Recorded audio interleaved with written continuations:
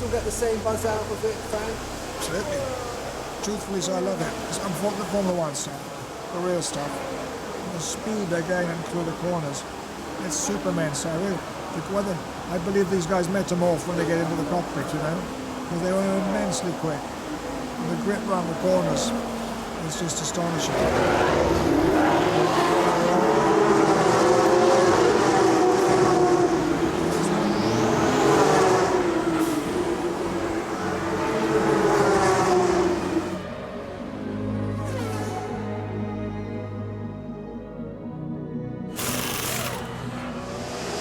Maybe we could carry on inside, or because it's just a bit noisy for us.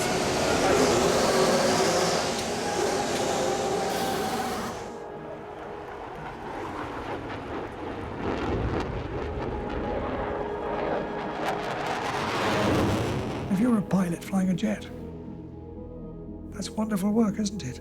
Why? Because I'm flying supersonic, twice supersonic. It blows my mind. It really is the speeds at which they can control these cars. What was it? Top Gun? What did Mav say to Goose? He said, I feel the need for speed. I've never forgotten that. And you've always had that? Sorry? You've always had that? Well, I've always been a little boy for a start and always enjoyed speed too. That's why I finished up in the chair going too fast. We didn't sit around the table as a family and discuss it and go, this is how we're going to deal with it. Or, you know, Mum needs some counselling, the kids need counselling, Dad needs counselling to get through it. We've never talked about it as a family, Dad's accident, ever.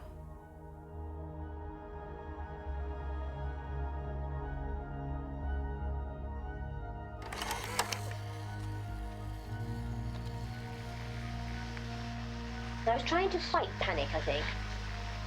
He was clinging onto that life by a thread. And he was actually dying every day for 6 weeks, which is a long time. If it wasn't for Mum, I personally don't think Williams would necessarily be around.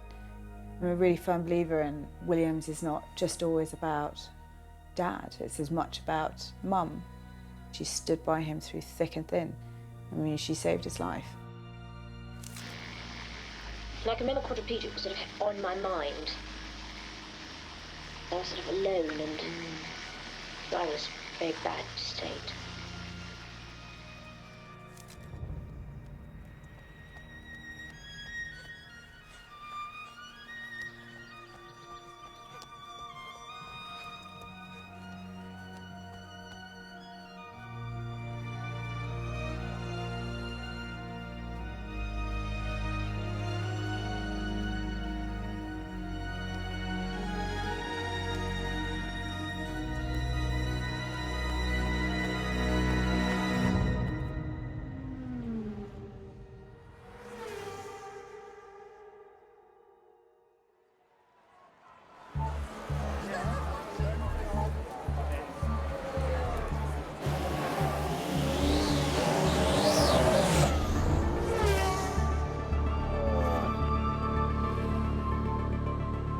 Williams is unique now in that it is the last of the old style teams where the team owners all had their name over the door and Williams is the only one left. Frank's very rare at interviews nowadays, so he doesn't seem as approachable or accessible from a fan on the street. Whether we see enough of him nowadays and whether that's because of his health, we didn't see him this weekend. We saw Claire Williams knocking about on Friday. She's a great face on the TV as well, where, you know, being interviewed and the like. It's interesting to have a lady as principal as well.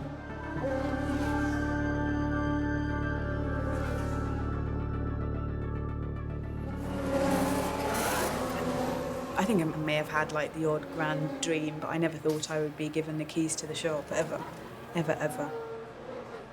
I think a bit of it's because I'm a girl and, you know, I can't possibly understand anything about a car. And, you know, it's Dad's train set. He doesn't want to hand it over to anybody else. The Marussia of Will Stevens gets out of the way of Valtteri Bottas and Max Verstappen, but Verstappen's all over the back of that Williams. What about Williams? Where do you reckon Williams will place today? Might get a point. One in the top 10, maybe.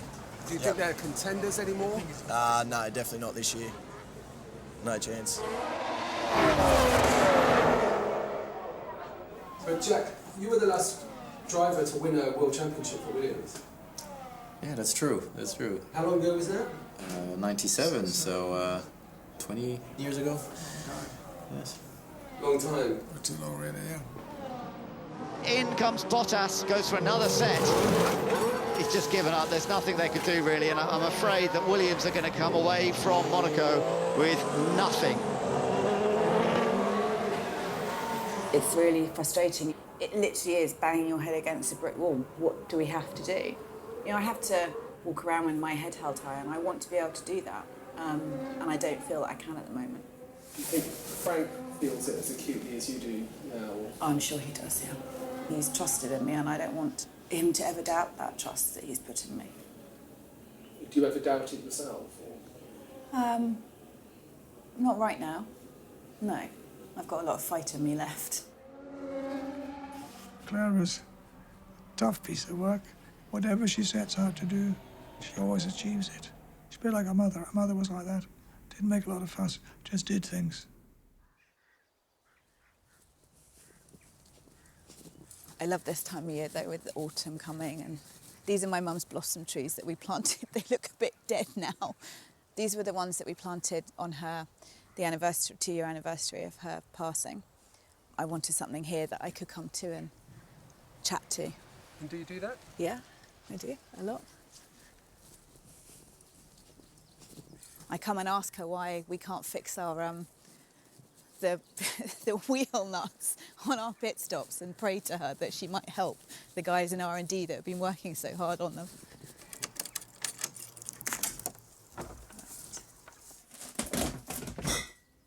I've got a whole box of press clippings in there from when I was made deputy team principal, and I thought I would frame them and put them up and be all proud of myself, but now they've just ended up in the shed.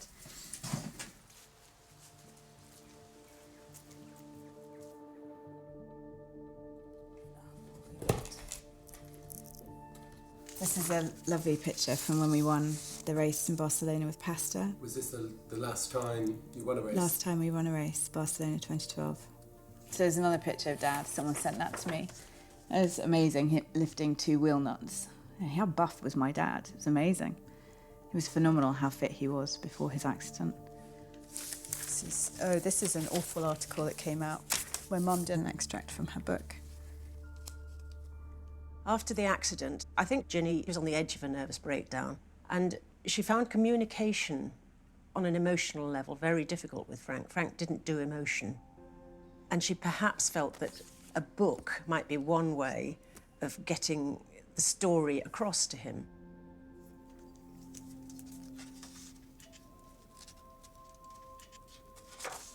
I'm not usually given to making New Year's resolutions, but at the end of 1988, I decided that I would spend the following year setting down everything that has happened to Frank and me in the last 2 decades.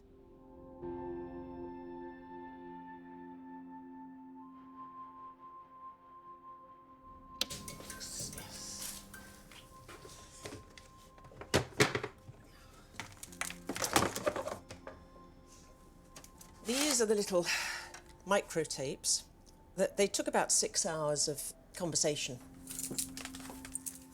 That goes in there.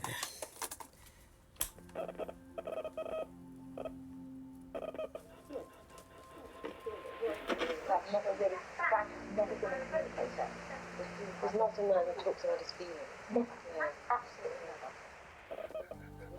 How long is it since you listened to these? Probably not since I first transcribed them. Which, so it is, it's 25 years ago. I mean, she sounds so alive today. 25 years later, I can relive that conversation. I feel very sad that she's not here anymore.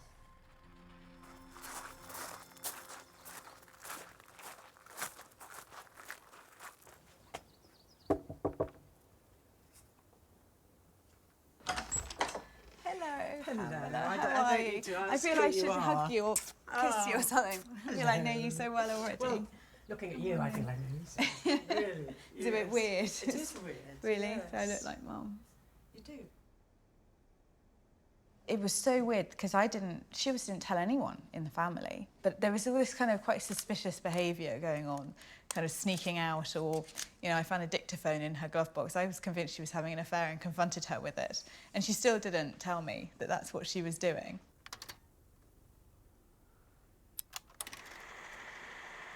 I can't remember which year it was, but Frank set up a company that looked after young guys' racing cars.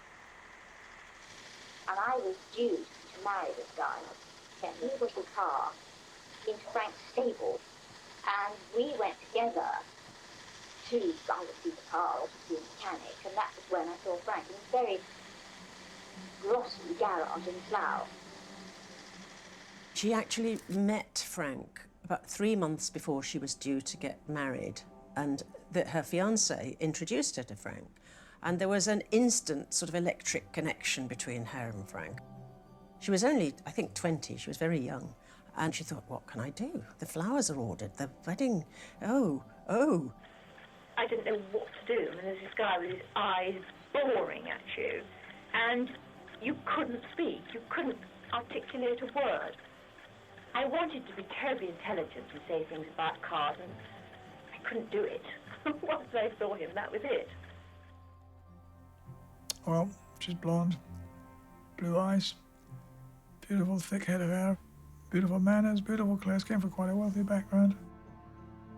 She had this lovely way of speaking, a great sense of humour, and she loved motor racing. She understood motor racing. She had a very good feel for racing drivers. Frank probably thought, you're not going to believe it. She went to a finishing school in Switzerland. They've got Labradors in the garden. I've cracked it. I suspect that's what he told his mates. I mean, she was just a fantastic girl to talk to. It's like talking to a fella. But, you know, with wearing Chanel No. 5, it's just brilliant. But in those days, to back out of a marriage or a looming wedding was almost impossible to do. You know, invitations had gone out and stuff like that, and it would have been very tough for her to pull the plug on it. Anyway, she went through with the wedding, but this attraction didn't go away. It was the charm. It was the Frank Williams charm, I think, that smile and the big green eyes, and Mum just went loony. I mean, I remember going across the road and she's sitting in a minicar. I said, what are you doing here? She said, bro, don't say anything to anybody.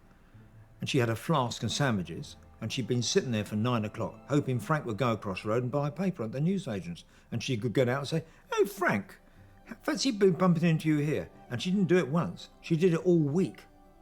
I mean, from then on, my whole occupation was either looking for Frank or driving to Slough, or making sure that when we were at a race that I put myself in a prominent position.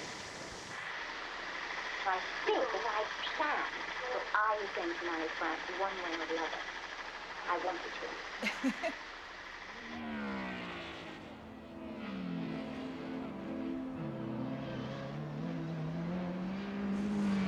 to. It was a real magical world. The world Frank started racing. It was this, you know, boys' club, and I think Frank, he loved being a part of it, and maybe because he hadn't been a part of a gang, a group, when he was, you know, in his childhood. He doesn't ever talk about it, but his mother was deserted by father, and his mother was very poor. My father left. He was a bomber pilot, left my mother. My mother brought me up. She did bring me up pretty much single-handedly. They lived in Jarrow in South Shields. That was a difficult environment, difficult to make your way out of. And my grandma made the choice. She would sacrifice the normal home environment in order to try and give Dad a better chance in life by giving him this education. My first memories were being sent to a Roman Catholic convent. I was about just coming up for 5. And I used to run away at the railway station, and they used to ring up and say, he's here again, please stop this happening again. Whenever I got back to the school, I took my little trousers down and hit me with a weight with a coat hanger. I didn't mind. I was quite happy at the school. You were happy at school? I was happy at the school, yes. So why did you run away then? Because I wasn't that happy. No, but it was good. And also I love trains and movement. I was always trying to get a ride in a car. You know, when someone's dad turned up with the cars all over the car, and sometimes they gave me a ride up and down the road in it. I was nuts about cars by then. I think Frank was confined in Dumfriesshire for the whole of his education from the age of 4 until I think at 16. I did qualify for uni, but I had no interest because I was in a convent for 3 years, 1 year in a day school, then another 9 years locked up as well. I was kind of keen on freedom. I bought for £80 a racing A35, which is a hot little ship, I can tell you, a very quick car. And that's how I got into motor racing proper. He was totally obsessed by motor racing. I mean, to a degree that was ridiculous, ridiculous. Nothing else mattered. I don't think he's ever been in a supermarket in his life.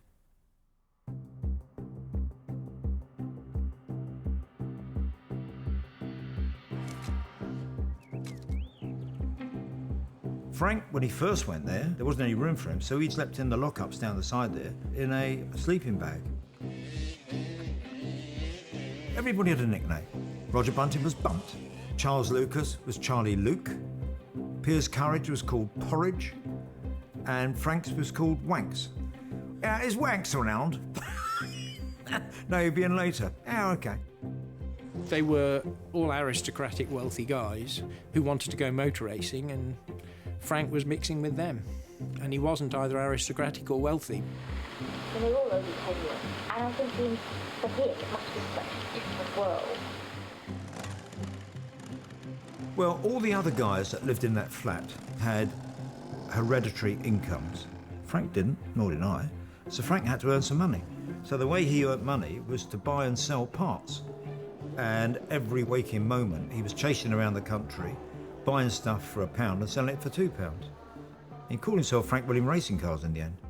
The motivation behind the organisers wanting certain drivers was that in France they had to have Matras, they had to have Beltoirs and Servos, Gavin starting. Italy had to have a Ferrari on the grid, and I guess England particularly wanted a BRM. He seemed to me to be the ultimate wheeler dealer. And then he expanded and expanded, and pretty soon he was selling a lot of cars to European drivers, particularly in Italy. So Frank would get a phone call from an Italian customer. Hey, Franco, what are you going to give me for my car? I need a new Brabham. I'll give you X for it. OK, I'll come and get it. He's got an order from the same customer for a brand new car. He'd then take that car apart, repaint it, re-electroplate it, repolish it, and it would be 3 months later a totally immaculate, brand new looking car with a brand new chassis number that he got out the back door of Brabham. The guy would then get the car back, and what he actually got back was the original car. I know one guy had the same car for at least 3 years, but he thought he got a new car every year. I think that I was always likely to rebel.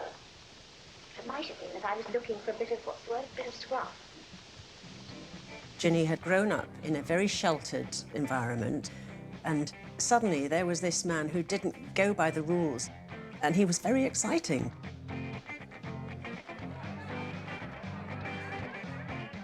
We'd go to parties on Saturday night, and Frank's dancing with Ginny, and it's getting obscene. And her husband has got daggers coming out of his eyes. And I walked up to Frank and said, Frank, what the fuck are you doing? I said, you can't be doing this. Have a normal dance. I mean, you know, the only thing he wasn't doing was having sex. And Frank said, oh, I hadn't noticed. And Ginny said, well, I certainly hadn't. What everybody else said. And of course, the show was on the road there with them two. And she moved into a flat. And then she thought, how do I let Frank know that I'm here? Because I mustn't let him know that I've left my first husband because of him. That will scare him off. So he didn't drink, but what he loved was fresh orange juice. So she wrote a letter. If you fancy some fresh orange juice, it's now being served at, and she put her new address. And a day or two later, doorbell rang and he turned up at the door. Looking for some orange juice? Looking for some orange juice, obviously. I thought Frank Williams made a very good start from the back. He's now in third place from about the third row of the grid. That's very good indeed. Back then, his whole thing was to be the greatest racing driver in the world. And who's the yellow car? Frank Williams. It's Frank.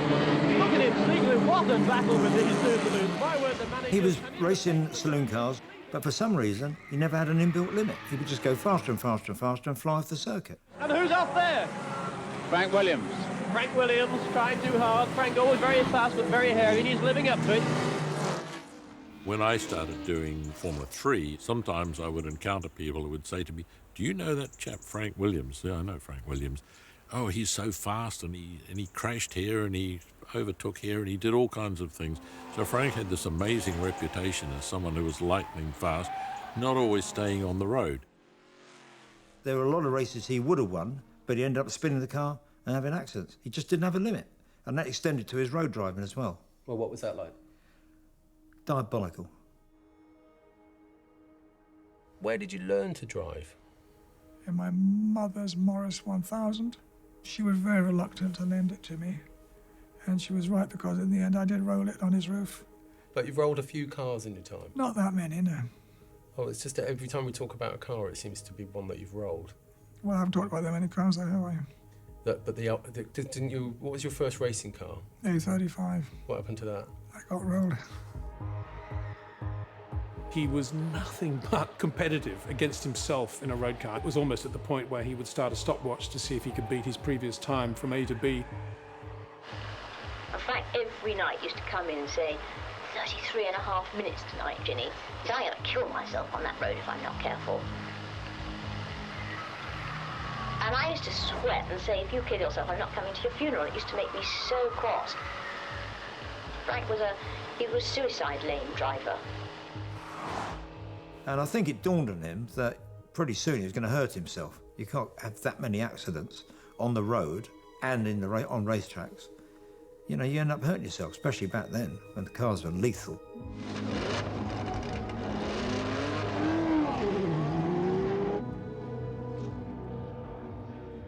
What got me into Formula One was the fact that after 2 or 3 years of racing rather dangerously around the continent, it became apparent that I might have lots of courage, but nothing like enough skill to go with it.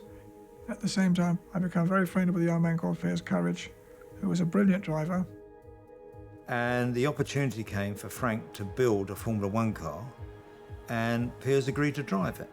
And then Piers and I set off in 1969.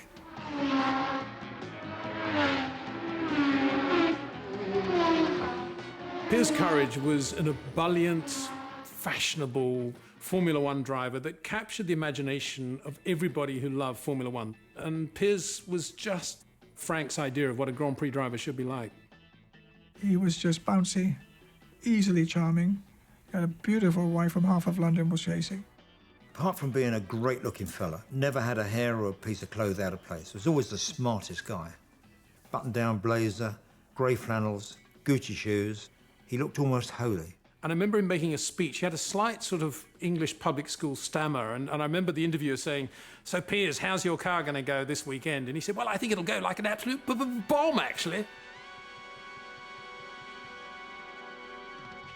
Hoping to go one better than his second placing last year was Piers Courage and the very promising Frank Williams back De Tomaso. I remember last year my right foot had a terrific cramp in it, and also had great blisters on my hands from the gear changing.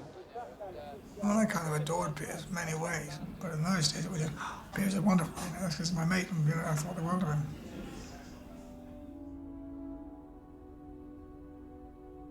Piers and Frank were great together. They were almost made for each other, I think.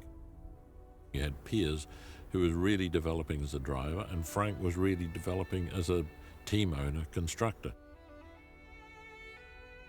Second place at Monte Carlo, can you believe that? Second place at the US Grand Prix, can you believe that? Fifth at Silverstone, had a great run. Everybody wanted to be a racing driver, and Piers was on his way. He'd beaten Jackie Stewart and Jim Clark, and he was a really, really good driver.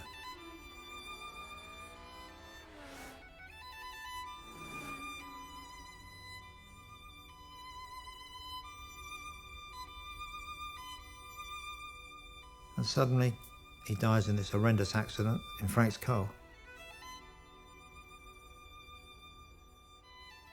I was in the race and it was a terrible accident involving us knowing that it was Piers that had the accident because his helmet came off.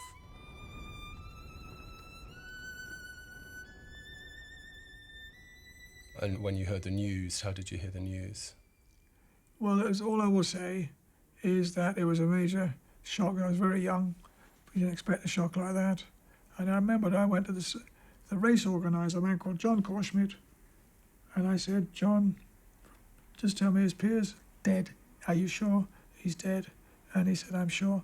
And I said, tell me that again. And he told me, he is dead, Frank. 3 times. I said, again. Thank you. Then I had the job of telling his wife, Piers' wife, and I'd rather not talk about that. His wife, Sally, was in a terrible state. Wives in motor racing, I think, have had a much tougher life than any driver has.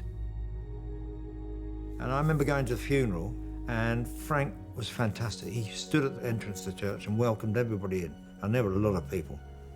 Shook hands with everybody, thanked them for coming. And then after the ceremony, I couldn't find him. And I walked back into the church, it was deserted, and Frank was standing behind a big stone pillar, absolutely destroyed, standing there weeping his heart out. And I said, come on, love, let's go home. And it was like that happy-go-lucky scene we had just dissolved like that. But I know that it wasn't really mentioned, and Piers wasn't mentioned terribly much at home. I'm not sure I'm not sure how you would get over a driver dying in your car. This ability of Frank to carry on, for me, it's fairly standard in motor racing. Knowing racing people, most of them only think of tomorrow. Very rarely do they look back, and very rarely do they allow emotion to come into their motivation. There was a very high mortality rate, stupidly high, and it was just accepted that you probably weren't going to survive. I personally did not think I would survive my Formula One career, and the odds weren't very good. On the second lap, disaster strikes. One trips, loses control, but the race goes on. Those cars were effectively death traps. You had a head-on on one of those, they folded up round you like an envelope. You didn't get out of them. The cars so readily caught fire. The fuel systems, in a minor impact, nearly always sprung a leak, and the fires were the thing. We had a series of deaths, one each weekend for 4 consecutive weekends. 4 of our friends died. The ethos of Formula One was back then, if this happens, it's appalling, but we're going to the next stage like falling off a horse. You climb back on again.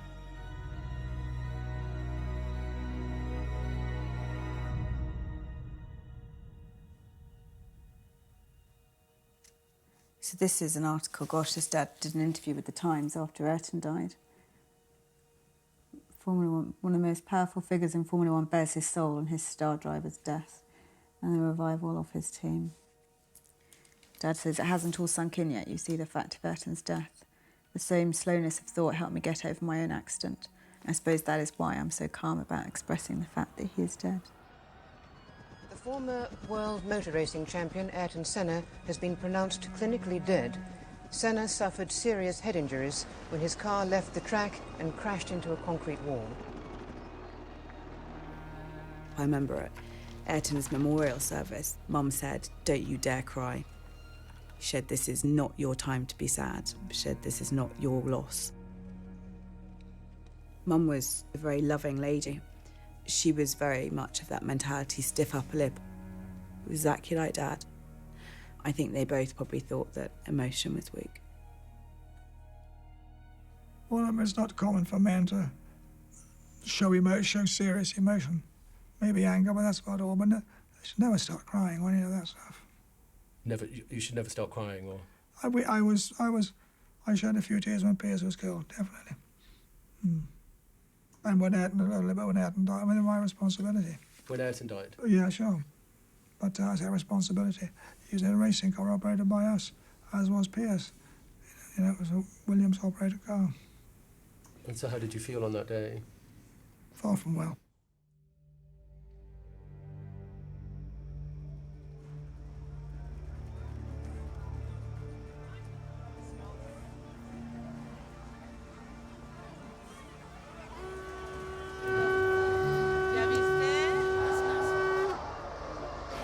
Here he comes down the outside. That's a brave place to try and overtake. Oh, mamma mia. Oh, they're going to touch. Bottas has a line. They hit, and Raikkonen's off this time. Good. Raikkonen goes out. We are operating on a budget of approximately 110 million sterling a year. The likes of Red Bull and Ferrari and Mercedes are operating on 2, if not 3 times that budget. So from a financial perspective, you could call us an underdog. I think that's the negative connotation for me, is it gives this sense that Williams are weaker than anyone else, but we're not. We've been through a lot more than a lot of teams on the grid, and we've always come out fighting. And it's Bottas who finishes in 3rd place. Superb podium for him after the incident with Raikkonen earlier on. Finally, a podium for Williams. So happy, and my heart hasn't stopped going yet. That was quite intense. In 3rd place, from Finland, Valtteri Bottas.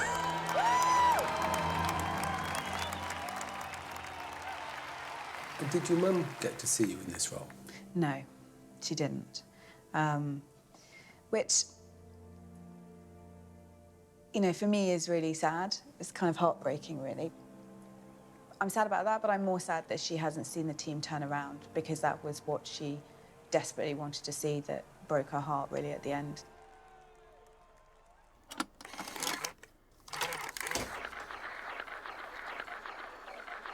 We've been living together for 2 years. I don't think he considered that he had any obligation towards me. And there was a limit to how long I felt I wanted to go along with that. I did get pregnant with the idea of forcing the issue. I began to realise that if I did want a wife, she was the best I was ever likely to find. But he was leaving, and he said that I think it would be a good idea if we got married. What do I think? And I was thrilled. I couldn't believe it, really. I was almost hopping about with joy. Well, it wasn't a posh wedding, you know, with white stuff everywhere. I think it was a what do you call that thing? A registry, whatever. Registry office. Thank you very much. I think Dad had said that he would sort the registry office out and never did, and would get the rings but didn't have any money, so Mum had to borrow money from Dave Brody, I think it was, that bought the ring. So that's it. I went there, called round early, gave them £8, never got that back, didn't expect it back. It was all over in 15 minutes. Her parents certainly weren't there. I'm not sure they approved of the match. Out we went, and I said, oh, this is a great day, let's have a celebration. I'm going to buy you all a spectacular lunch. Frank said, not me, you know, I'm working. And he fucked off. That was it.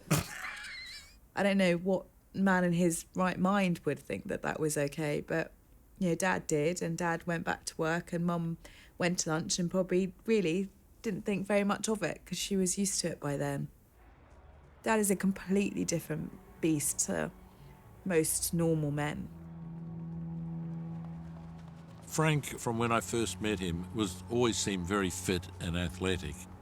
And he was forever running. Every night was a long run. He ran every circuit that we were at the racetrack. He used to run round it. And he felt bad if he didn't. You know, it was like a drug for him. Frank is very, what would be called focused. Some people could say narrow. I mean, some people find Frank a bit unusual now and think it's because of the accident. Well, it isn't. He was always very unusual. In Frank, there's a huge amount of repression. There's a huge amount of determination. There is an extraordinary retentive obsessiveness. I suppose motor racing people in general are the most intensely competitive people I've ever known. They're not very mature intellectually or culturally because they neither read nor think very much except about what they actually do, to which they think to an extraordinary degree. You were always fairly antisocial. I think motor racing people are fairly insular. I've never been close to Frank socially. I mean, I don't know. I don't think we've ever been out for dinner together. He felt that anything that involved socialising and having a drink or relaxing was actually a waste of time. He hasn't got any interest outside motor racing. He doesn't read. He really doesn't have anything going on in his life at all, apart from motor racing. I am addicted to motor racing. Frank Williams declared uncompromisingly, motor racing is what matters most in my life. And then he goes, well, I have a family, which I love very much, but they tend to take second place to the business. There's no question about that. But did you used to do the family holiday type thing? Never done that. Never. I was too late now anyway. Never interested in that. Oh my God, well, this is embarrassing. Mum wanted a hotel to take the 3 kids to, and family tradition was to have a picture of all of us on the balcony with Mum. So that's me and Mum. This would have been, I was 16. Look at me, horrendous. So in total, went to Marbella with Mum 32 times, 32 years. How many times did you take them? Never. Not once. And that didn't bother you? No. Mum always used to tell us there's no point having your father here because he would drive us all mad. So we just used to go down there and we had a lovely time.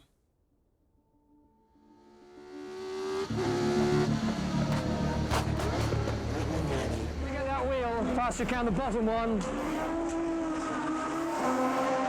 Joe, have we got another wheel mounted?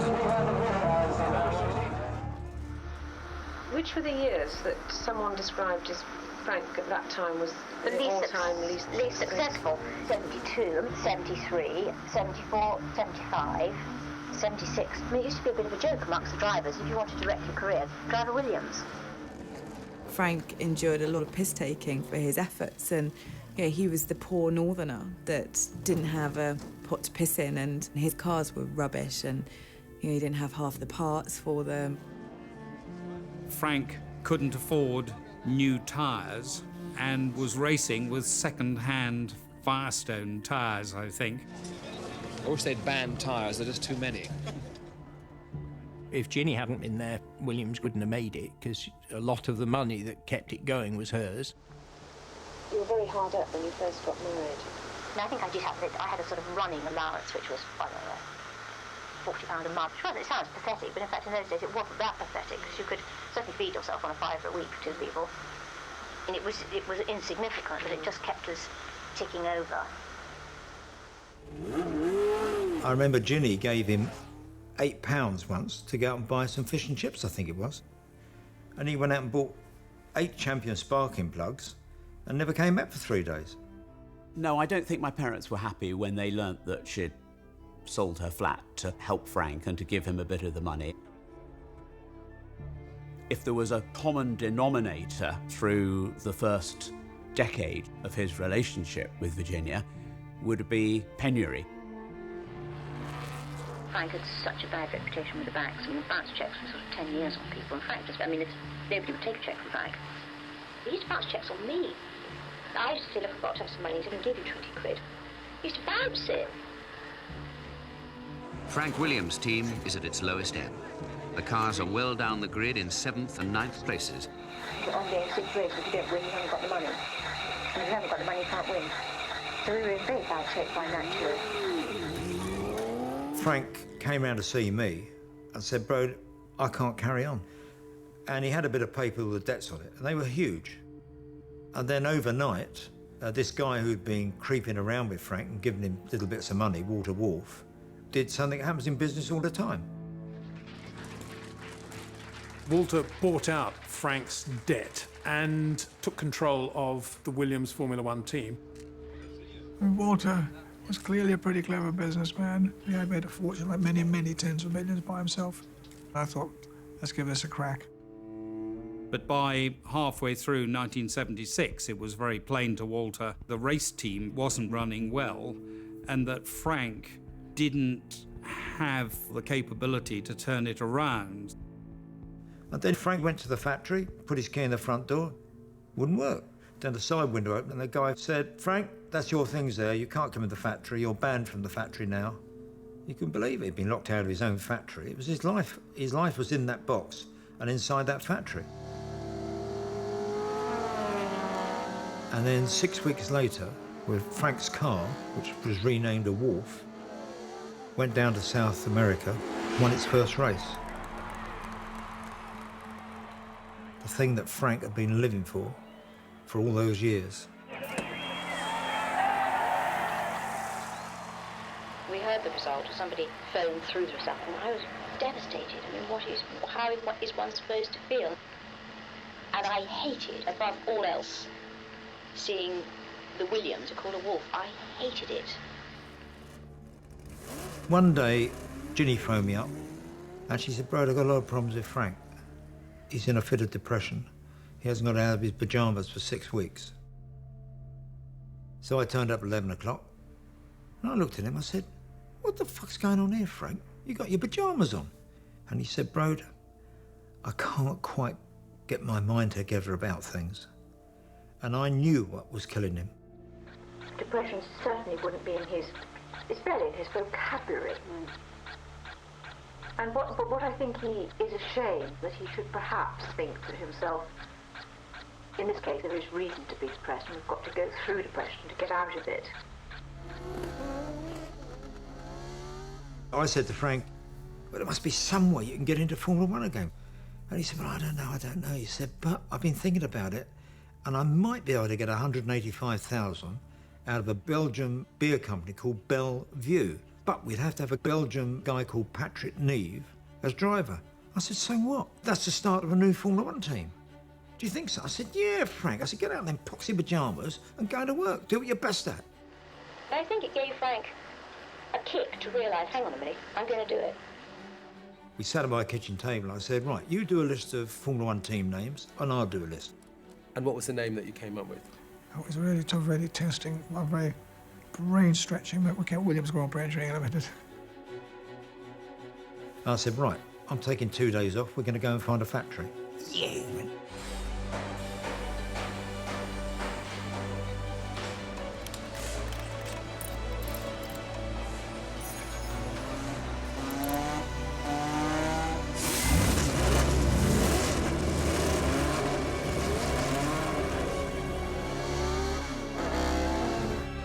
It was very much hand to mouth, but I loved what I was doing.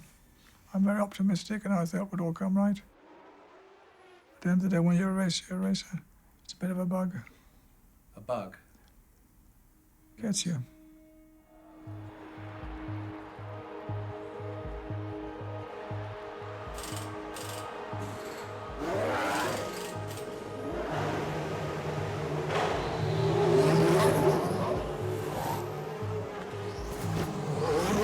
$140,000 fans packed into Silverstone. So Hamilton's on the right as we look at it. Nico Rosberg on the left. The British Grand Prix about to get underway. Lights out, away we go, and who's it going to be? It's a good start from the second row, the Williams of Massa. Williams are getting both cars past both Mercedes. Massa leads, Bottas trying to get second from Hamilton. Hamilton in a bit of trouble, but he's fighting back. But we have a race on our hands. What a start from the Williams guys. I think Valtteri is quicker. He's quicker, he should pass him. Be careful, be careful. And he's off. Hamilton goes off in his attempts to try and wrest the lead, and that might give an opportunity here for Valtteri Bottas. Bottas goes into second place. And up front, it's Williams, 1 and 2 at the moment. Can't watch it. I find that unbearable. My heart can't take it. I'll have a heart attack. Bottas comes in from the race lead as Lewis Hamilton continues around the track. Let's see how the stop goes for Valtteri Bottas. It's pretty good. Hamilton's already along the start-finish straight. He's alongside. Hamilton retakes the lead. And where does Bottas come back out? He comes back out behind his teammate Felipe Massa. Oh, Hamilton is pulling away in front.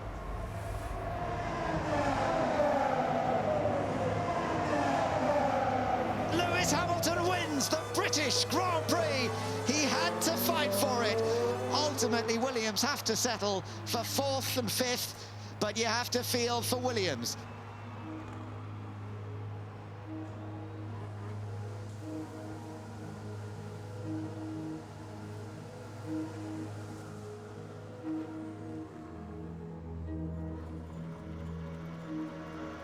I think it always showed a sort of terrific fighting spirit. and that really the fighting spirit was stronger when things were difficult. But I think that he did have a terrific drive. But I still think he was fighting for the whole thing as a whole, rather than winning. He was fighting for Formula One.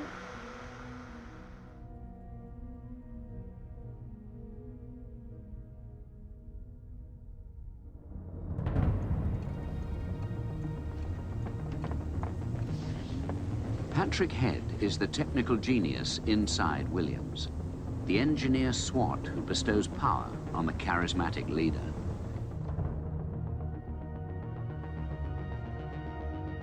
And I met Patrick, which is the best thing, apart from marrying the wife I married, the best thing ever happened to me in my life. He was a gifted engineer. Patrick is a person who, he doesn't suffer fools gladly. Well, he's a bully. If he wanted it and he wasn't coming, he'd bully his way through. A lot of people are frightened of him. You know, he's a broad guy and he can be quite aggressive looking, but his character is not one that junior employees found comfortable. You know what I mean? They knew when they had made a mistake. I think most of my father's forebears were military. One of them, General Michael Head, had been a soldier under Wellington. I think not wanting to fail was a very strong motivation. This car's half a second slower on the stopwatch than the other car. Yeah. I think at this point Frank had fairly high hopes and expectations of Patrick. The thing that was unique that Patrick brought to the show, he was responsible for making Formula One reliable. So Frank's cars almost instantly finished races, which they hadn't been doing before. And that's where life changed for Williams. The British teams have kept ahead with innovative designs, the most recent being the aerodynamic skirt, a rigid panel that scrapes along the ground between the front and rear wheels, creating a phenomenon called ground effect. For Frank Durney, a simple graph shows the rise in suction under the Williams with skirts. If you remove the skirt, you actually get so little flow in this area. The thing that really made a big difference was a fairing along the side of the engine which allowed the flow to remain attached all the way to the back. And I tested that in a wind tunnel test just before Silverstone in 1979, and it was the biggest gain of performance I've ever seen on a car. So I rushed back from the wind tunnel and drew the parts, and we got them made so we could use them at Silverstone. I remember going out there and hopping in it for the first time and thinking, bloody hell. What was the difference with the car? It was better. It was just better. Don't start getting me trying to be technical, so I'll look like a complete goose. We went to the test, and in the morning everybody had been running, and I think the best lap time would have been, I don't know, 12.9 or something by somebody. And Alan went out. I remember the time, absolutely. He did a 1 minute 11.88, just like that, bang. And the rest of the pit lane were doing mid-13s. And it was most peculiar because you were standing there with your thing, and everybody went and looked down at us. They just could not believe it. I would say that when the Jonesy thing came together in '79, we were all, everybody was as surprised as everybody. I mean, I think Frank was as equally surprised as anybody else. In practice, Alan Jones in the Saudia Williams has slashed an incredible 7 seconds off the record, and that's a lot these days. Alan was a man's man. He was an Aussie, he's all you expect from an Aussie. Maybe, you know, big character, strong personality, took no nonsense from anybody. He liked his fun, he liked to drink. I think he always had a bit of a struggle keeping his weight down. After a race, you'd nearly always see him pouring a beer down his throat, or 2 or 3. In motorsport, there's 2 good reasons to have a bit of a drink. One's to commiserate, one's to celebrate. So you're pretty safe either way you're going to have a beer. 2 Williams in the first 2 rows. The incredible veteran, the Swiss driver, Clay Regazzoni. Well, Clay's not as quick as he used to be. He's now very much a number 2 driver. He's number 2 to Alan Jones in the Williams team. We all sort of expected Regazzoni to be quicker than Jones, but he never was. And Jones turned out to be much, much better than any of us had realised, I think. Now, all ready for the 68th lap British Grand Prix.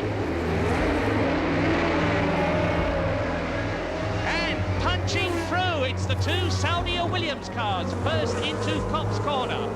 And they're coming through. That's Jabouille. Jean-Pierre Jabouille is going to go through. He's got tremendous speed and power here. 510 horsepower. And it is still Alan Jones leads now. When Alan took the lead quite quickly and disappeared, Patrick and I were just counting the laps, praying for the laps to keep reducing. Because there was a new car that wasn't necessarily reliable. And when this was about to be a major event for the team, it's beginning to look like reality. And Alan Jones pulling away now. I was leading very comfortably. And then all of a sudden, in the rear view mirrors, I saw a hell of a lot of smoke coming out of the back of the car, and I thought there was something wrong for sure.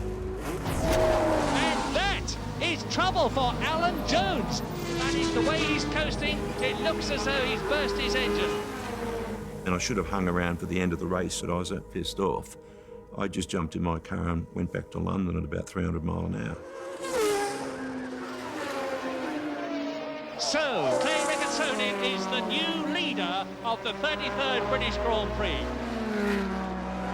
Clay Regazzoni almost home to win the first race ever for the Saudia Williams team, and Frank Williams will be beside himself with joy. And Clay Regazzoni goes across the line and he has won the British Grand Prix. We were so much quicker than anyone else, even though Clay was nowhere near as fast as Alan. And of course, when Alan broke down, he won. We won the British Grand Prix. I mean, you couldn't put it in a book. It was incredible. Clay, what is so good about this Williams car? Everything. It was the first win for Frank Williams in Formula One since he started over a decade previously. Frank Williams, this must be the happiest day of your motor racing life. No doubt about that, you're right, yes. Frank, what were your feelings during those last few laps? Well, sheer terror that the car wouldn't finish. We'd lost Alan, I was terrified of losing Clay, but the car was very sweet. Frank, we've watched you struggling, if I may say so, in motor racing since 1969. Frank Williams, a man who's kept trying for Britain. Many congratulations. Thank you, Frank. I think my parents just, after everyone had gone, just sat there, just on the sofa of the caravan, arm in arm, and just didn't want the day to end. It was surreal. But so what did that feel like? Well, relief, I suppose. Relief. Because a lot of people would think, oh, Frank hasn't got a clue what he was doing, but I pressed on. For me personally, I felt about bloody time. From that moment on in the season, I think we were totally dominant. We were a second or two a lap quicker than anybody else, everywhere. I went on and won the next 3 Grand Prix. Won the Dutch Grand Prix, the Austrian Grand Prix, and the German Grand Prix. And Jones has done it, and he is the world champion.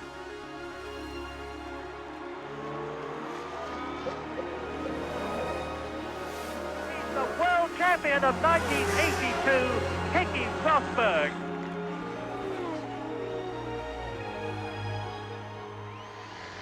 He was suddenly a superstar.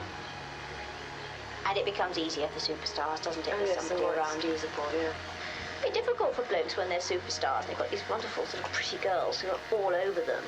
I think men can be terribly stupid sometimes, and they're probably terribly flattered. I think this is it. Yes, this is an extra prize. Yes. Won this. Yeah. But I think that was inevitable. I think there were bound to be girls that would try and get their clutches into Frank. Well, he has an eye for the ladies, Frank. He's always liked a pretty girl. I, like Frank, had women literally throwing themselves at me, and you can't help every now and again pick one up, can you? I used to get notes put on my windscreen wiper of my car. There were groupies going around the circuit. They were parading up and down the pits. Unreal. We called them screwdrivers. And they did. With any sport, you get a following of glamorous women who are just there for the action, and they will appear at the parties in the evening, sometimes in the hospitality areas, and a lot of the sponsors employ promotions girls, all tall and long legs and very glamorous. Formula One is a heady cocktail of strutting temperamental egos and a deep undercurrent of male sexual domination. When I started, there were very few women working in Formula One. Some of the teams had a female caterer, maybe a husband and wife team. There were press officers who were women. Women were considered to be irrelevant. They made the tea, booked the flights, or provided glamorous accompaniment to drivers and team owners. But I can remember finding out about somebody and being desperately upset about it. But I think probably I used to overreact to Frank's. Because they weren't, I don't think they were ever affairs. Indiscretions. Yes, I used to overreact, which I think used to annoy him. Did he used to say to you they're not important, or...? No, he used to deny it. He used to lie, he used to tell the most dreadful whoppers. Although she was a perfectionist, she knew that life is always full of compromises, and that was probably one of them. And she'd fallen for Frank, but she'd fallen for Frank as a complete package. And because she was completely besotted and head over heels, that was it, and she dealt with it. I wouldn't. Did friends of yours ever say, particularly early on, why do you put up? Oh, yes. Well, could you explain it to me? No, because, but I mean, I think that they tended to think that I only liked being kicked in the teeth. Could you imagine at that time a woman being team principal? No, absolutely no way. Men in motor racing are sexist. They're possibly the most sexist people in any sport. Women are always going to come under more scrutiny because there's a huge body of people within Formula One who still don't believe women can do the same job as men.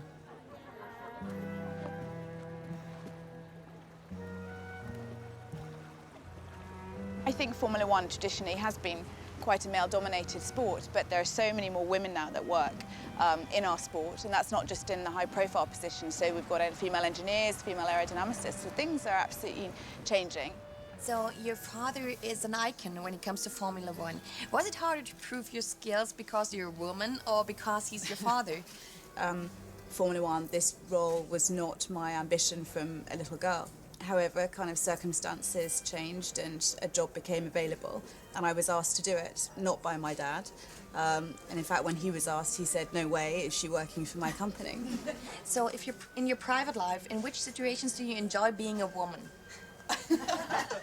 I get asked that female question a lot. I was asked it last night at dinner. I was asked it in 4 interviews I did yesterday. But I still find it quite odd that people find it surprising that a girl might be doing this job. It really kind of annoys me.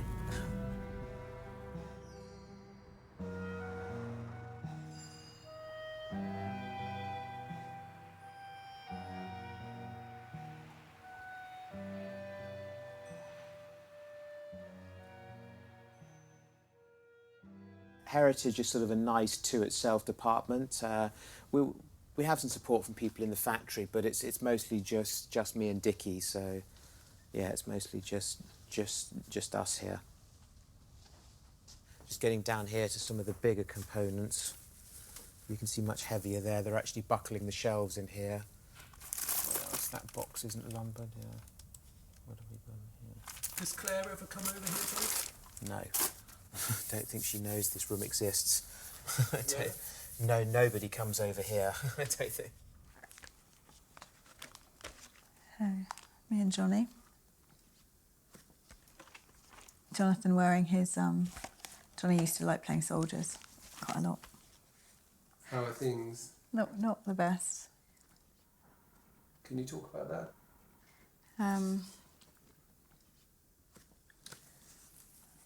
Johnny, it's, it's, I suppose some families just have, always going to have, some issues, aren't they? And unfortunately, Johnny and I do, which I think is something that I will regret and be very unhappy about my whole life. And is that to do with work, or? Yeah, it is, unfortunately. But because you got the position that you did and yeah, he didn't. Yeah, exactly. Yeah, I'm not the oldest, and I'm not a boy.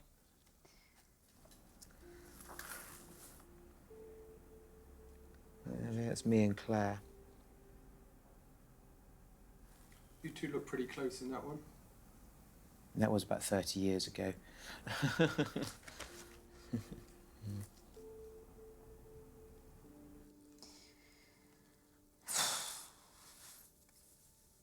was horrible.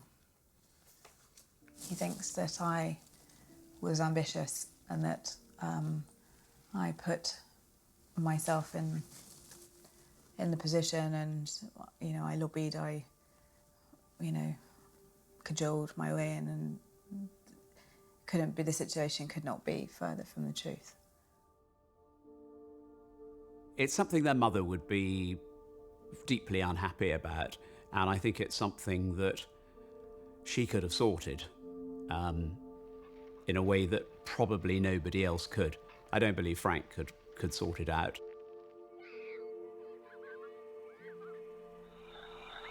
I think Frank has always thought that women are better judges of character than men. And I think Frank used to very often make sure that somebody he was thinking about and wasn't sure about was wheeled my way. This was drivers or Yes, anything? yes, drivers or anybody else. Yes, we had a lot of people through the house, and he would ask what I thought, what my opinion of them was.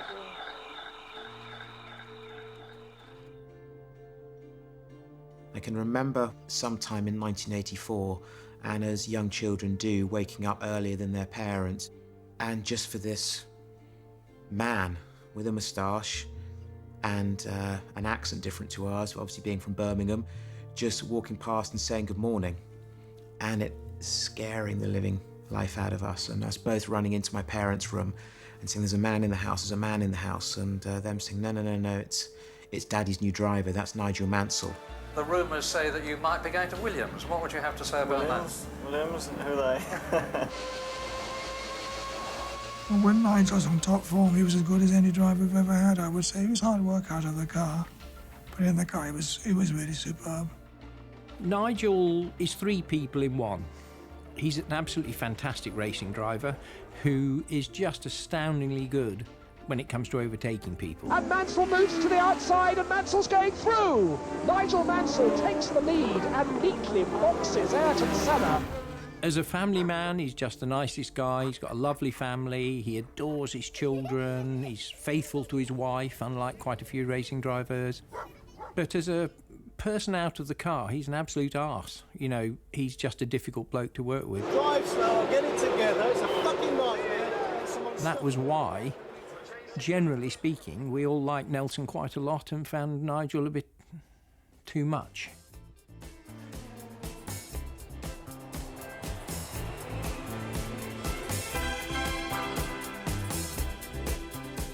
Nelson Piquet replaced Keke Rosberg for 86, and he was hired because Frank loved the idea of Nelson Piquet. He'd already won 2 world championships, and he loved Nelson's Brazilian flair, his girlfriends, the way he looked, the way he carried himself. He had a private yacht, and he had a helicopter on the yacht, and he had a Citation 10 jet, which at that time was by far the fastest jet in the world, and he was flying it.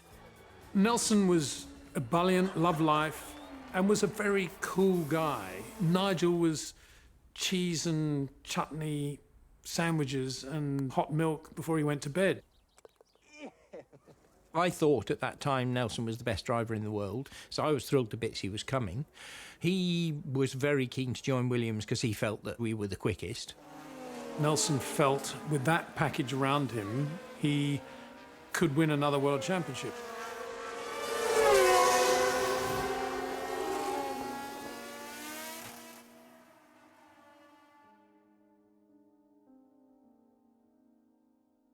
We were doing the last of the pre-season tests, the Paul Ricard circuit. So we had both Nigel Mansell and Nelson Piquet there. Frank had come out to the test because he was very excited about the performance. Dad was away. He was at a pre-season test, and it was a kind of spring afternoon, and Mum suggested we go out on some bikes. And took a little picnic and found a field like you do, and it was a really lovely day. And then we just got back and waiting for Dad to come home, but he never did. The test was going very well. I think Frank was full of the joys of spring and thinking, right, we're going to go out and show them we can win the World Championship. He was due to run a half marathon on the Sunday morning afterwards. And Frank, keen to get back for the half marathon he was doing.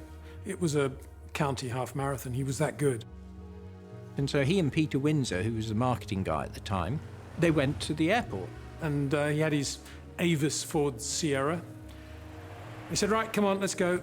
And then a spot of get home. Have you ever heard of get homeitis? When you want to just get home? You've got to go home. Must do. Must catch the last flight. He took a little twiddly road down through the back of the circuit, and it was a very, very twisty, narrow road. And he was in this 1600 Sierra, throwing the thing around, braking as late as he could.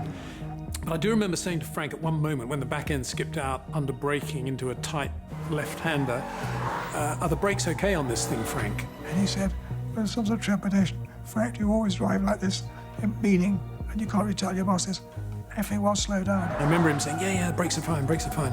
I was rushing and rushing and rushing. Suddenly we were in clear road. The road was downhill, and there was a fast left-hand kink about 300 yards ahead of us. And I remember seeing through the windscreen a stone wall on the inside. It looked like we were just going to hit the end of this wall. My reaction was just to bury myself in the footwell area. As we hit the back, that wall, the car went up in the air. There was just silence, just a terrible silence. Then this massive thump and crash. Just, really whack in my neck, sharp pain. It's rolling over, it doesn't hurt like this. I remember Frank saying after about 10 seconds, are you okay, you okay? I can't move, I'm trapped, get me out, get the ignition off, because already there was a smell of fuel. And I'm suspended about 3-4 inches from the floor, upside down. And there's a lot of blood because he'd taken a direct blow on his head when the roof had come down like that. Sue undid the belt, so of course I fell on my bleeding head right on my neck again. The only thing I could remember was to try to stabilize his head and neck and try to pull him out by holding him under the armpits. And then he started to say, Peter, I'm a Roman Catholic, and if anything happens, I want to see if we can get the last rites. We were just looking at packing up when a French youth arrived on a moped asking for me, and he explained that Frank Williams had gone off the road and wanted some help. But Nelson said, oh shit, that's a twisty road. I know the road, let's go down and see. We didn't know exactly the damage, but we knew it was something very dramatic. We raced to the scene as quickly as we could, and at that time, Frank's life was in the balance. And that's when Nigel delegated himself really to go to the ambulance with Frank, basically hold Frank's hand and be with him. I had a tremendous fear for Frank's safety and his well-being and life at that time. So certain people needed to be energized to do the right thing quickly. But by then it was pretty clear that there was a very good chance that he's broken his neck. When I phoned Patrick Head, I told him that it looks like from the x-rays that Frank's spinal column's been cut. And it was pretty... I think I said to him, I think he's fucked. Like, he looked really bad. The next day, Ginny and I flew down to Marseille, and she was pretty shattered, but she was a brave woman. I was trying to fight panic, I think. I was clinging onto life by a thread. I threw myself at Peter. I think I did. Yes. I sort of collapsed on his shoulder. Yes. The first time that I knew that things were going to be really serious was when the doctor in charge of the intensive care unit called Ginny and I into his office and said, when do you want to move Frank back to England? Which I immediately took to mean they think he's going to die and they don't want him to die in their hospital. He said to me, just how much more effort do you want us to make to keep your husband alive? Sort of crossly. If anybody's cross with me, I tend to be cross with them back. It's my only method of defence. I think he thought that he should be left to die. So I stood there and I said I told him to make every bloody effort that he could. At that stage, when Ginny got the message that the frogs were going to let Frank die, she organised a plane, flew him back to Heathrow, an ambulance took him to the London hospital, and 20 minutes later, he was hooked up to English machines, and he was in a shocking state. The first thing that happened to Frank was that he had a tracheotomy operation in the London hospital, and the operation went well in the sense that suddenly Frank had relief and he could breathe, he could get the fluid out of his lungs. And I remember Ginny learnt how to operate the extraction of the fluid and would help the nurses, and was able to do that on her own within a day or two. Her approach was, I'm going to manage these nurses around Frank's bed here the way Frank runs a race team. I also wanted to mark my corner, I wanted to make it quite clear. There was that sort of, like a dog, almost that sort of feeling, a dog marks its territory. I wanted to make it quite clear this was my territory. Ginny was literally his guardian. He clinically died 3 times, and without Ginny jumping on top of him and pumping his lungs out and resuscitating him, not the nurses and the doctors, but Ginny herself, he would have been dead. I remember I was off one day and Ginny was on duty, as she called it. The head of the unit came out and said, normally, Mrs. Williams, in this situation, we would turn the life support off, but we need the family's permission. And I asked Peter whether does he think we should let Frank die? But he said, Ginny, no, Frank wants to live. He'll have to make major adjustments, but he has his children. There are trees, there is sunshine, he's a determined character, everybody loves him, he's very special. He won't want us to give up that easily. Did you ever doubt whether Frank should be kept alive? Yeah. And I actually said to him, Frank, I'm your best pal, I'll do anything for you. You want a bag over your head? I'll do it for you. I promise you I said this. I said, but you'd have to convince me first why your kids want you around in any condition. I said, so don't ask me to do anything that your kids wouldn't approve of. So he said, I won't do that, David. That was when he was speaking. He said, I'll never do that. So this is a book that I wrote when I was little. I thought that it would be a good idea to start a kind of scrapbook all about my father. Above all, I wanted somewhere to write down all my memories of him before my mind had the chance to forget them. Hopefully I will never forget what he used to be like before his accident. Everyone thinks their father is the best. I'm not an exception. I worship my father. It sounds silly, but he's my hero. I started taking CDs and things like that for him to listen to fill in the time a bit. Because you have to remember, he was a marathon runner. He used to run 12 miles every day and felt bad if he didn't, and it was a spectacularly big change of life for Frank when he had his accident. And so what kind of music did you introduce him to? Bach.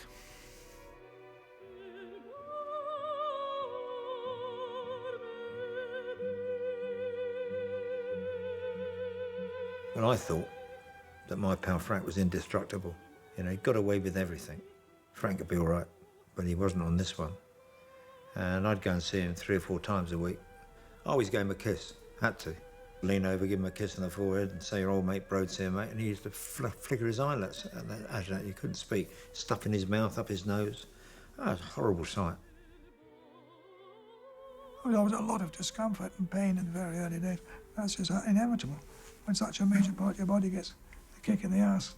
But I can't say, oh, it was terrible, it's not in my mind. I don't remember much of that.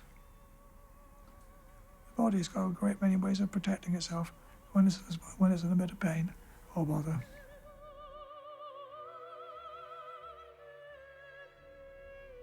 First thing I said, broken your neck, long recovery period, how much you'll recover isn't sure. Of course they knew I wouldn't recover, but you don't quite tell a person when he wakes up you're effed, mate, for good.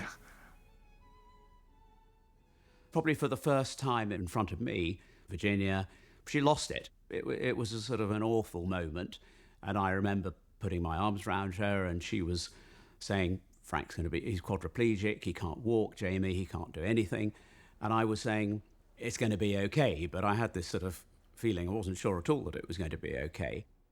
For a long time, maybe 3-4 months after the accident, there was no real certainty that he'd ever be able to leave the hospital, and to all intents and purposes, he was dead to the team. You know, there we were the fastest car, we were going to win all the races, we got 2 fantastic drivers and everything was going, and then all of a sudden, the boss, the figurehead, the main man, had this horrific accident, and it really was a massive change. I think then it sort of dawned on us all, where do we go from here? What's going to happen in '86?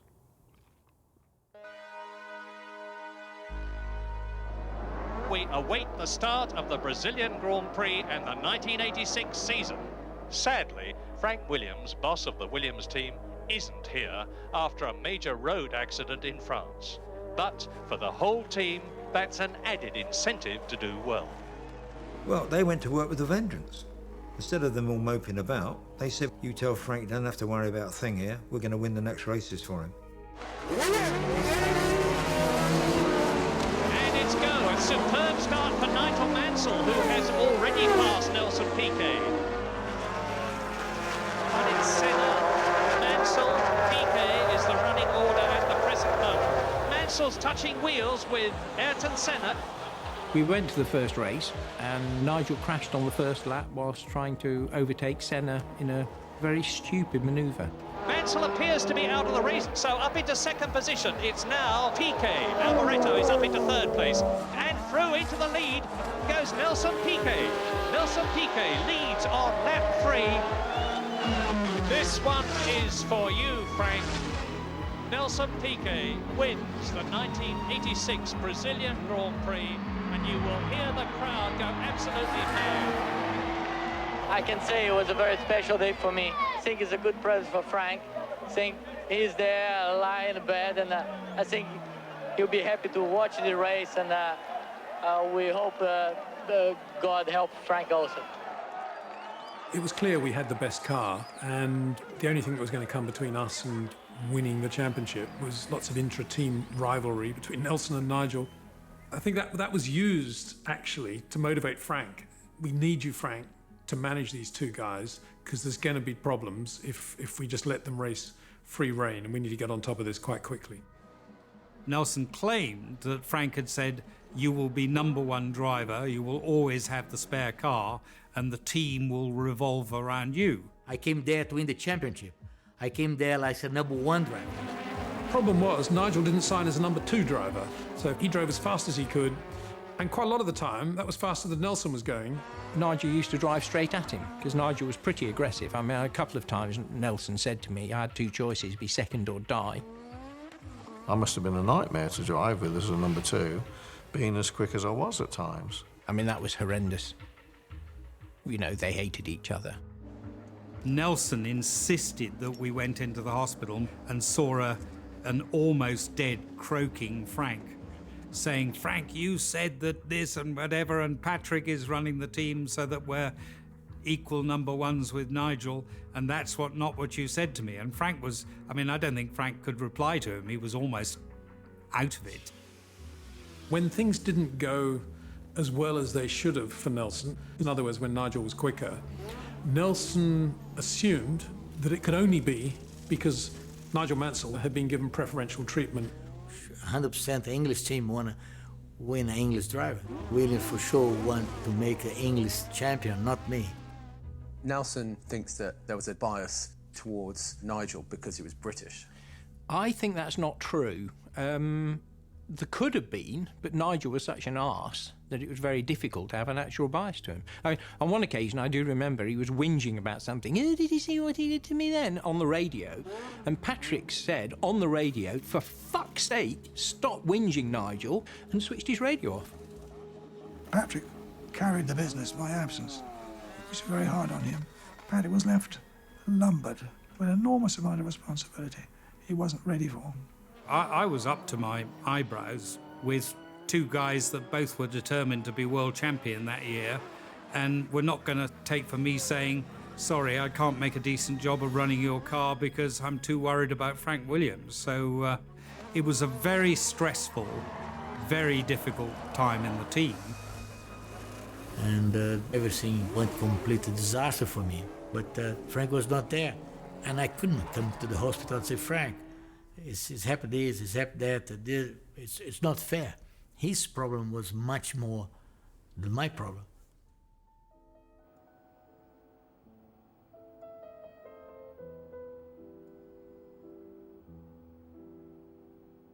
Frank was still in intensive care, and he remained in intensive care for quite a time. And it was another, I think it was 12 weeks before he eventually came home. But they were the longest weeks you could imagine.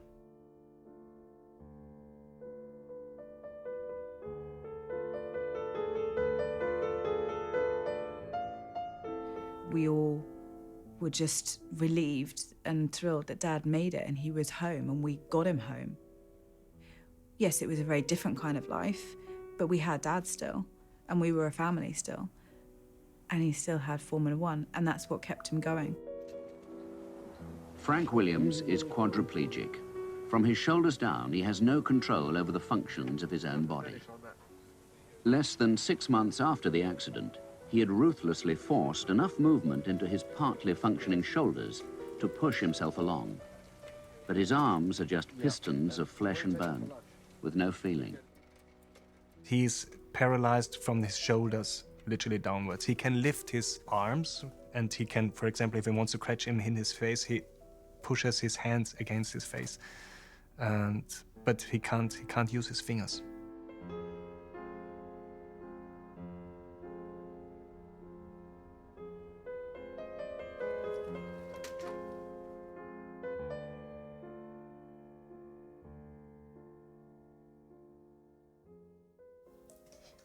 Why does it say hell on wheels?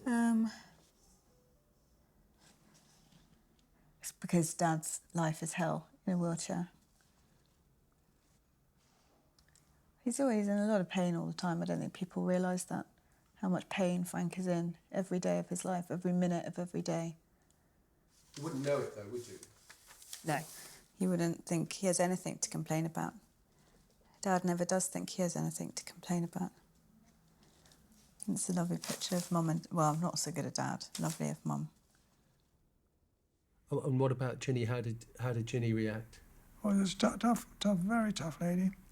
But she didn't fall apart. She took very good care of me. It must be very hard for her. Suddenly not to have a proper husband anymore, and they have to spend a lot of time looking after him.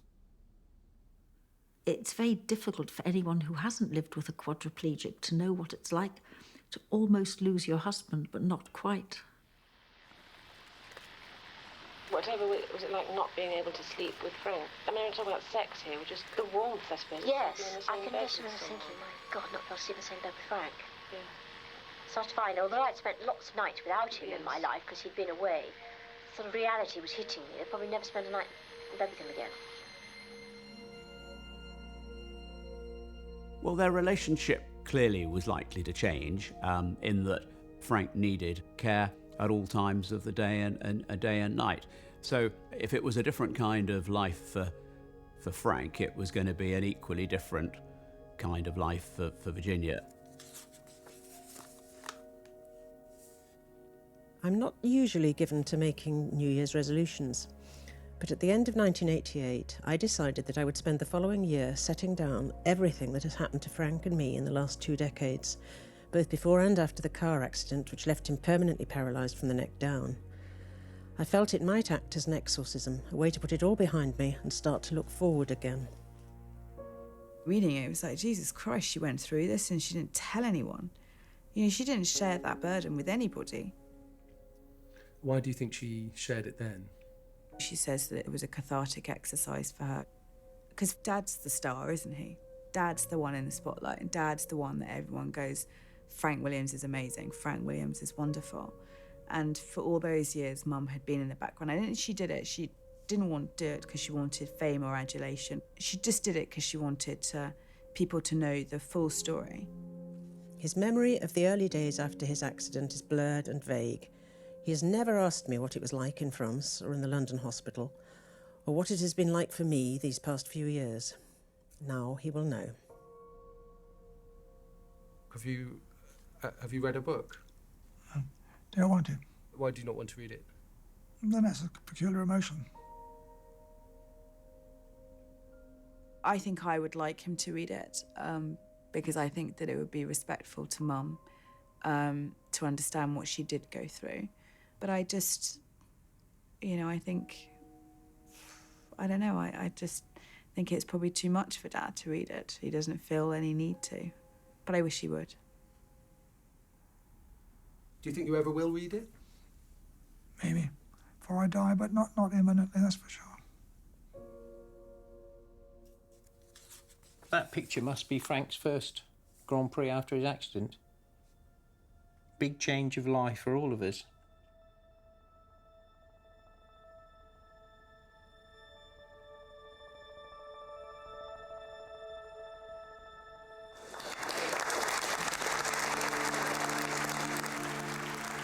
When Frank appeared in the wheelchair, the crowd just went crazy.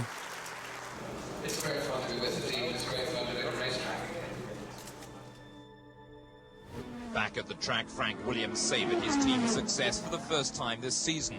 Piquet and Mansell took first and third places in practice. He did a really sort of symbolic visit, but he was determined to be there because he wanted the world of Formula One to know that he was still around and ostensibly still in control. But he played no part at all and was very much a show appearance. But my father only attended on the Friday, the practice day, and that was all he was physically up for. The lights for red, and go! And Piquet leads. Mansell is second into Clearways.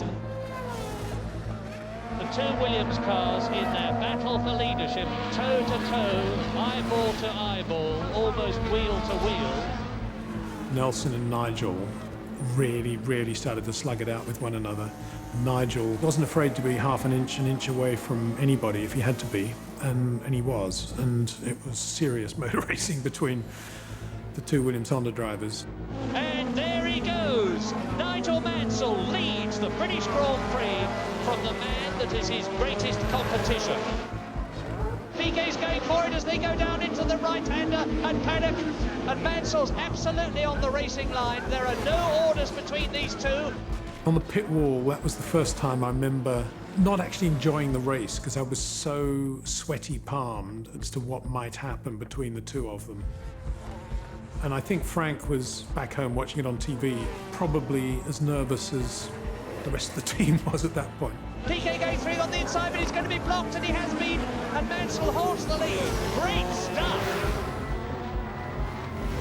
Nigel Mansell exits the last corner, crosses the line, and Mansell is the winner! Great stuff! Wonderful drive! Nigel has broken his back, he's broken his neck. He is now #1 in the World Championship, and just listen to the crowd!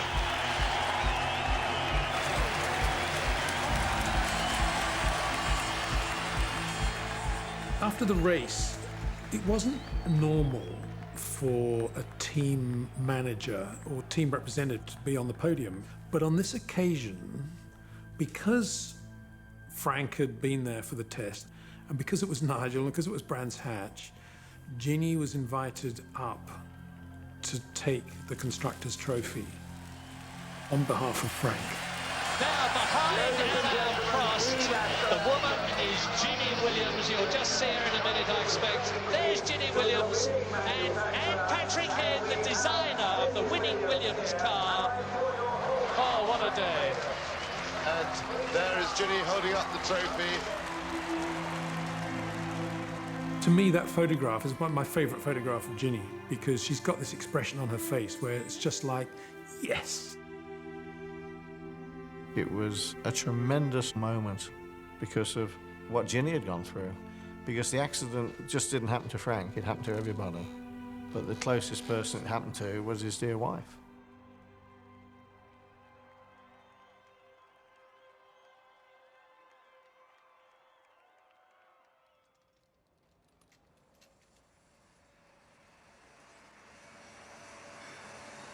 Hi, Preston.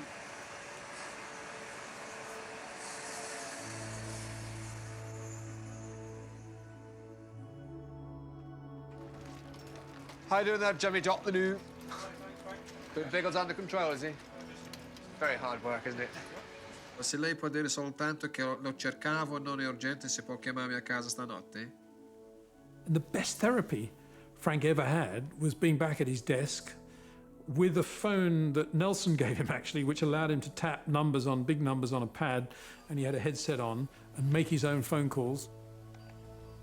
Mentally, he said, as long as I'm on the phone, so long as I can talk, I'm going motor racing. Si chiama Basil Hill Road. Telex oggi col nostro indirizzo, allora. Grazie.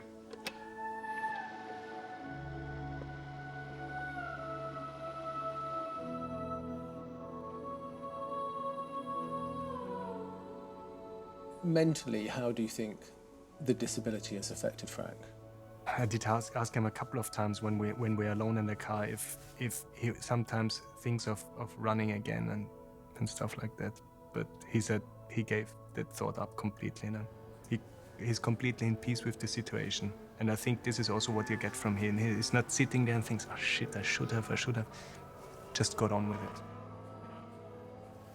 I can truthfully, and I'm not bragging, I had a major business on my mind, a racing team, because I have a hard-on all your life. It's like having a hard-on all your life. I'm like you jealous of what I do. I run a Grand Prix team, I own a Grand Prix team. I run racing cars and world-famous drivers all of the time. I think it's a great privilege.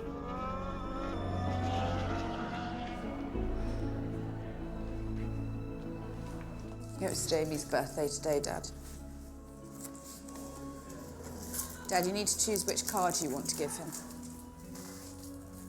It's on my finger. He's about 28. He's about 32, actually, Is Dad, that now. right? Yeah. Yeah. That's my signature. it's a bit drunken, but... Jamie, it took Dad 2 hours to do this, Jamie. So Dad always gives us money for birthdays, all the time. I'll give you some money. I'm giving you money. You're giving him money, I've organised it. So if Dad had his way, because he has no idea the value of money anymore, because he hasn't been into a shop for about 45 years, he would give us all 50p. So we have to do it for him. Absolutely untrue. It is true, but you don't really know what things cost anymore, do you? Not really, no. How much does a newspaper cost? Up to 15 pence. 15 pence? Serious.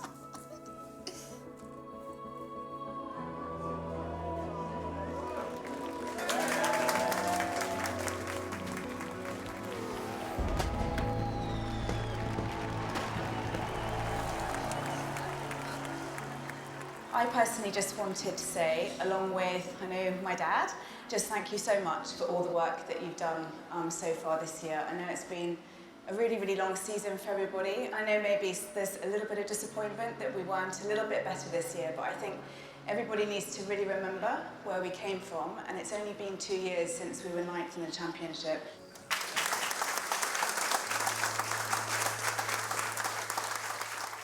When Williams were third in the championship in Abu Dhabi, I went into the garage at the end of the race and I stood at the back until the TV cameras had finished with Claire.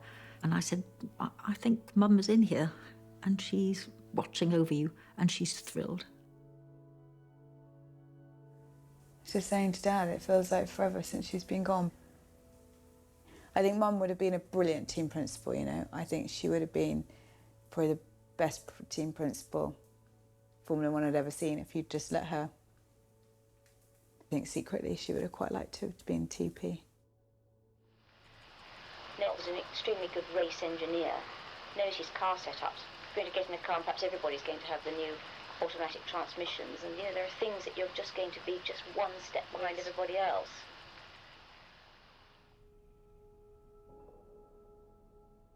Virginia was diagnosed with cancer in the summer of 2010. I think she knew in her heart of hearts that it was going to get her, and it was just a question of when.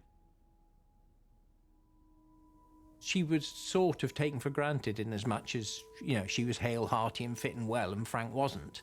So it was not in anyone's mind, I guess, that she was as vulnerable as she obviously was.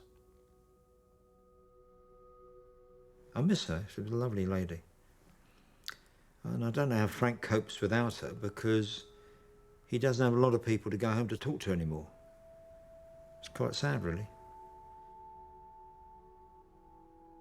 I think it affected him very deeply, more deeply possibly than he would have imagined. And I think that he probably came after her death to realise just how much he loved her. She was the foundation of Frank's life outside motor racing. It was the only thing, you know, and he did say, I'm not bothering to go home anymore. Now Ginny's gone, he'd just sleep in his flat in the factory. Didn't bother to go home. Why bother? I kept down the corridors for most nights of the week. Down the corridor in the factory? Yeah.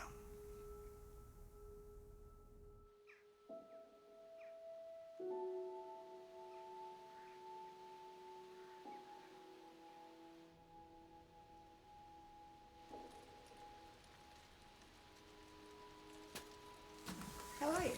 Good, actually. Pretty good. Cold. Well, it's lovely and warm in here for you, Dad. Turn the heating up.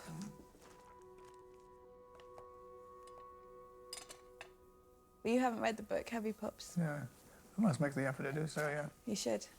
You should make the effort. It's an amazing book. So you must read it. Yeah, well, yeah, okay. You should do. Although it's quite sad. Yeah. It is quite sad. Sometimes I dream that Frank is running through the Berkshire lanes.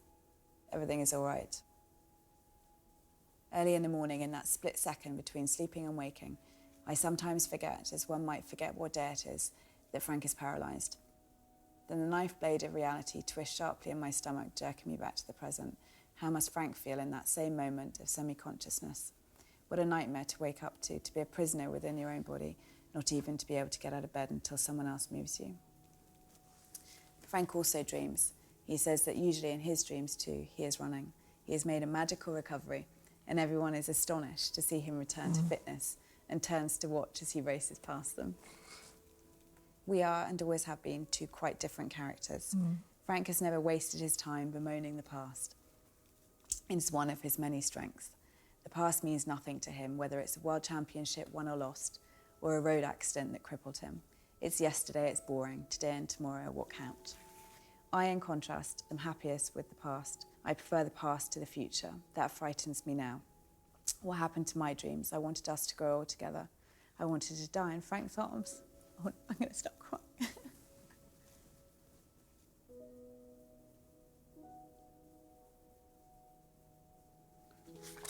We have both grown as a result of the experience.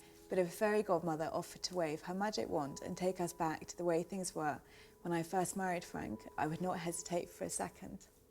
I would happily exchange the houses, the executive jets, the smart hotel rooms, the gold Rolexes for just one night in a scruffy bedroom anywhere in the world with a selfish, funny, unsympathetic, unreliable, charismatic man I married. I laugh much more than I used to. It helps to stop me crying. Tough stuff, eh?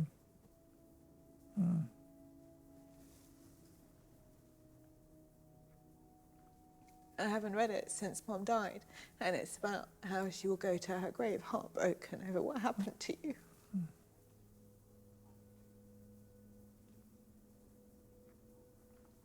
You should be very proud.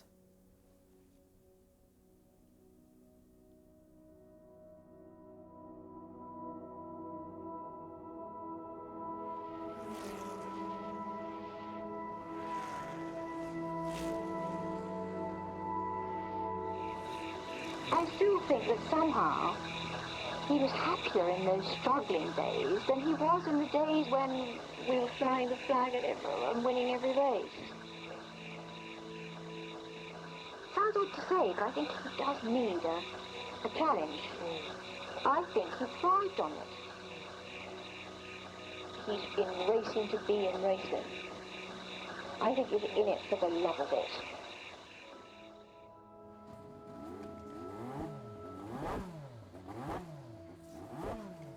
And what about going to the races? Do you think you'll still be able to go to the Grand Prix this year? Why not? I don't know, doctor's orders. I'm fine. I mean, I'm paralysed, but I haven't had a day off work. I don't think I've had a day off work in years. I just don't get ill. Never have done. Frank's personality hasn't changed. What he can physically do has. But his approach to his racing, his love of Formula One, his obsession with it is just the same now as it has been as long as I've known him. So how does a man like that retire? He's not going to retire, he's going to die on the job. Well, Frank will never stop. He will stop when he closes his eyes.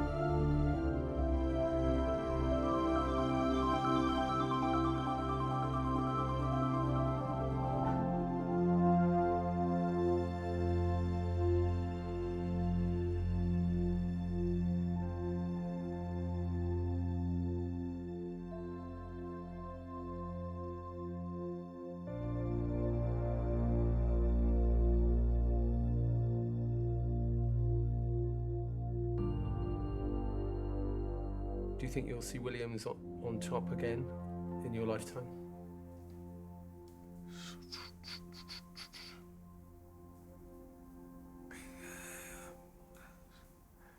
Yeah, it's certainly possible.